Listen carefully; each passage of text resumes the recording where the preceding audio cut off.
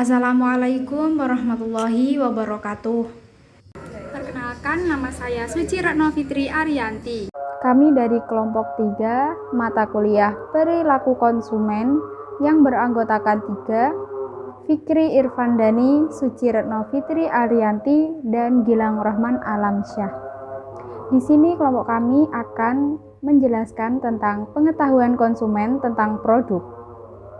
Yang pertama, pengetahuan konsumen. Pepatah mengatakan, tidak kenal maka tidak sayang. Hal ini demikian juga berlaku pada sebuah produk, baik barang ataupun jasa. Jadi, apabila suatu produk tidak diperkenalkan, maka masyarakat pada umumnya dan calon konsumen khususnya tidak akan mengetahui tentang adanya produk tersebut. Masyarakat juga tidak tahu apa manfaatnya, pada kelompok mana produk tersebut bisa dikonsumsi, dan apa faedahnya. Untuk mengetahui dan memahami tentang manfaat suatu produk, ternyata konsumen perlu mengetahui dan memahami tentang produk dan manfaat yang melekat dan dapat digunakan oleh konsumen. Bahkan bukan itu saja, konsumen juga perlu memahami beberapa lama manfaat suatu produk masih dapat dinikmati oleh konsumen secara aman dan tidak membahayakan. Mempelajari tingkat pengetahuan konsumen tentang produk sangatlah penting.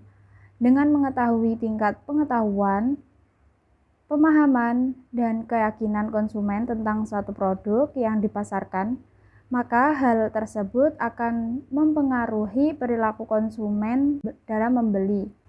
Jadi contohnya konsumen yang mengetahui bahwa produk susu sangat bermanfaat bagi pertumbuhan anak, maka seorang ibu akan berusaha keras agar anaknya mendapatkan asupan susu secara berkelanjutan. Demikian juga dengan orang tua yang mengetahui bahwa memiliki keterampilan dalam bidang tertentu lebih bermanfaat daripada sekedar memiliki gelar, maka ia akan meyakinkan kepada anaknya untuk mengambil sekolah kejuruan atau lembaga pendidikan tinggi vokasi yang mengajarkan selain pengetahuan teori juga tentang keterampilan dalam bidang tertentu. Perkenalkan, nama saya Fikri Irfandani. Di sini saya akan menjelaskan mengenai pengetahuan tentang produk. Konsumen perlu mengetahui tentang karakteristik suatu produk. Apabila konsumen kurang mengetahui informasi tentang karakteristik suatu produk, kemungkinan bisa salah dalam mengambil keputusan membeli.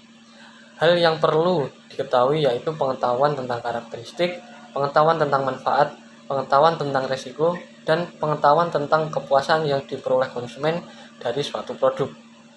Yang pertama, pengetahuan tentang karakteristik. Sebuah produk tidak berbeda dengan manusia yang mempunyai sifat-sifat tertentu yang bisa disebut dengan karakter. Karakter di sini yang dimaksud seperti ukuran, model, warna, kemampuan dan sifat-sifat tertentu lain yang melekat pada suatu produk. Kemudian yang kedua, pengetahuan tentang manfaat. Setiap konsumen perlu mengetahui dan memahami tentang manfaat yang melekat pada setiap produk yang akan dibeli. Dengan mengetahui dan memahami akan manfaat yang melekat pada suatu produk, konsumen akan membuat pertimbangan yang matang sebelum mengambil keputusan untuk membeli atau tidak. Yang ketiga, pengetahuan tentang kepuasan. Pada dasarnya konsumen membeli suatu produk dalam rangka atau upaya untuk memenuhi kebutuhan dan keinginan. Akan tetapi lebih jauh dari itu, konsumen juga ingin mendapatkan kepuasan dari produk yang telah dibelinya. Guna memberikan bekal pengetahuan kepada setiap konsumen, produsen harus memberikan pengetahuan yang seluas-luasnya tentang produk.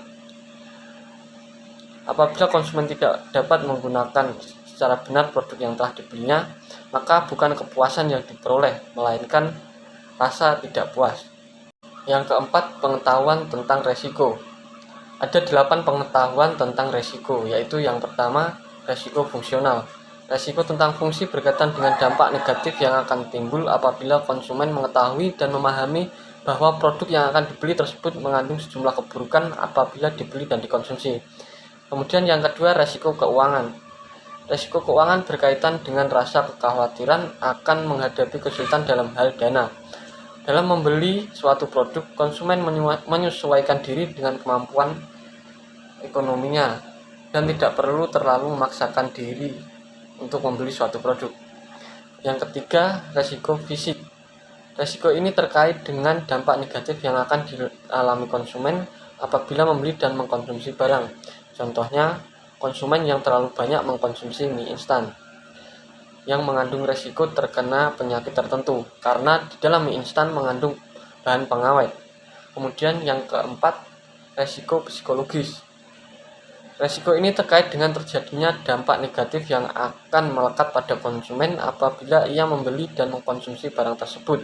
Contohnya, konsumen yang mengkonsumsi obat-obat terlarang, contohnya narkoba, yang akan dijauhi oleh teman dan kerabat terdekat. Yang kelima, resiko sosial. Resiko ini terkait dengan dampak negatif yang datang dari lingkungannya apabila ia membeli dan mengkonsumsi barang tersebut. Yang keenam, resiko waktu. Contohnya membeli sebuah motor atau mobil yang terlalu tua, mengandung resiko hilangnya waktu.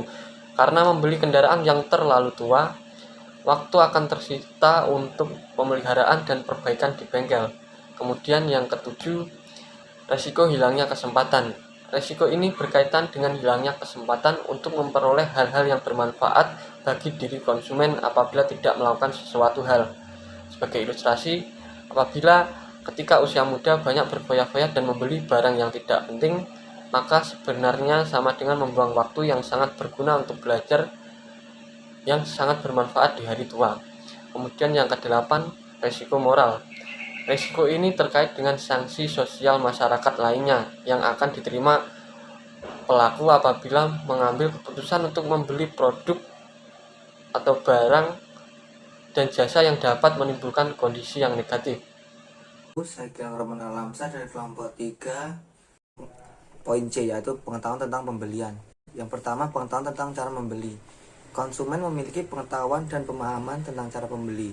Apabila konsumen mengetahui dan memahami tentang cara membeli, maka akan memudahkan kedua belah pihak, yakni antara produsen dan konsumen, dan juga sebaliknya. Dan yang kedua, pengetahuan saluran distribusi. Selain mengetahui dan memahami tentang cara membeli, konsumen juga perlu mengetahui dan memahami di mana mendapatkan atau memperoleh objek pembelian tersebut melalui pihak distributor. Pada dasarnya, semakin banyak perusahaan yang memakai distributor akan memudahkan para konsumen untuk melakukan pembelian. Pada poin D, yaitu pengetahuan tentang penggunaan barang. Yang pertama, pengetahuan cara merakit. Cara ini selain mempercepat proses penjualan, juga dalam menekan harga jual produk tersebut. Logikanya, bila barang dirakit oleh penjual, maka pihak penjual harus mengeluarkan upah bekerja untuk melaksanakan pekerjaan merakit tersebut. Dengan demikian, merakit dilakukan sendiri oleh konsumen. Maka penjual akan sedikit memotong harga barang tersebut. Yang kedua, pengetahuan cara memakai dan menggunakan barang. Sejalan dengan pengetahuan tentang cara merakit, konsumen juga perlu memberikan pengetahuan tentang cara memakai dan cara menggunakan. Terima kasih, semoga bermanfaat. Sekian dari kelompok kami, kurang lebihnya mohon maaf. Wassalamualaikum warahmatullahi wabarakatuh.